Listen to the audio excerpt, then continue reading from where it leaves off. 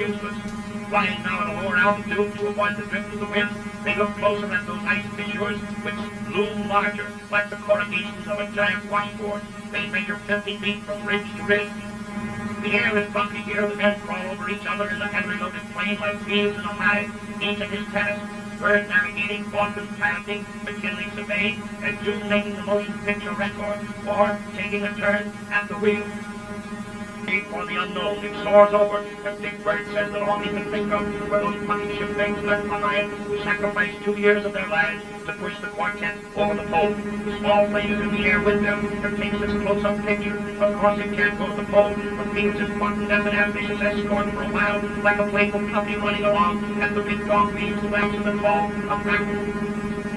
The escort plane has to leave and takes its last glimpse of the Floyd Bennett speeding gracefully over that desert area of magnetic mystery at the bottom of the world, which has lured so. In the plane, the explorers face the test of their lives. The bristling peaks of the Green Lawn Mountains rise up 10 to 15,000 feet before them, like ramparts of frozen rock, far into path.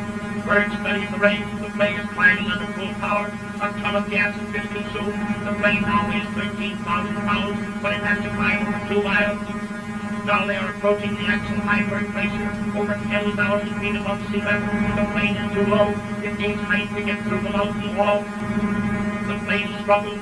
The controls turn loosely in Vulcan's hands. Byrd knows what that means. The grade is too steep. The overloaded wagon may begin to run back downhill. He sends orders forward to Vulcan. In that awful moment of uncertainty when their lives hang on the thread, Vulcan reads his instructions. There you see the glacier, right there facing your Vulcan shouts, we must drop 200 pounds immediately or go back. Of course they could drop gasoline, but if they sacrifice their gas, they fail. Byrd decides overboard with food. Food that stands between them and death in case of a forced landing. Down it goes, food that keeps them alive 1 month. The ship's relieved, the plane rises heroically. She climbs slowly but surely up the glacier. The food is lost on the barren slopes of that river. Some of that grim look leaves the mighty face of that master pilot Vulcan, and he smiles back over his shoulder and nods. We made it, old boy, what a grand and glorious feeling, just the way you feel after a reckless driver misses you. And here we are looking right down on top of Queen Maud herself, bald as a doorknob. They must fly 50 miles over those seared, lifeless peaks. Of course, landing here means instant death. The whirling blades of their propellers drive them on at nearly 90 miles an hour. Not a beat is missed. The mighty circle of mountains gradually sinks below, and we near the great South Polar Plateau. Byrd is relieved, but his face is still serious. They have passed over the dreaded hump, and the pole lies dead ahead.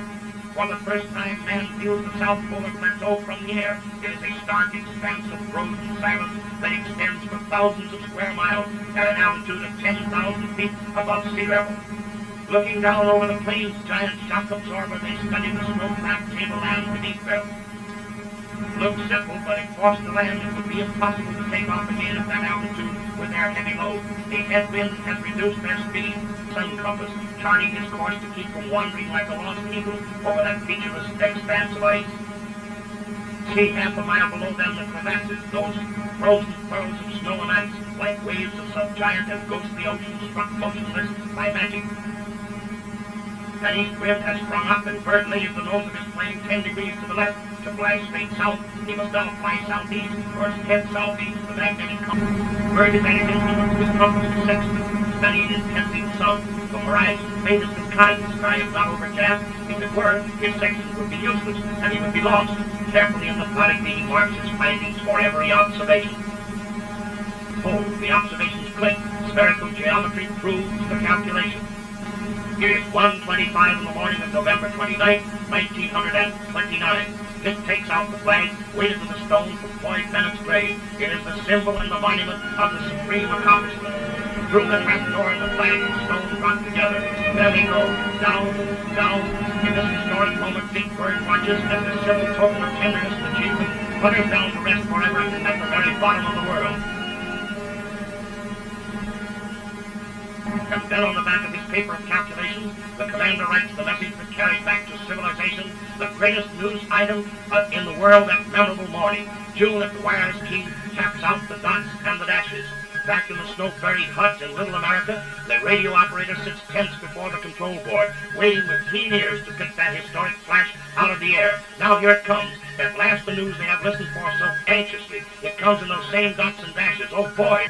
The waiting men receive the happy news. That circle of grim silence jumps into life as though each man had been stuck with an electric needle. It was their victory also.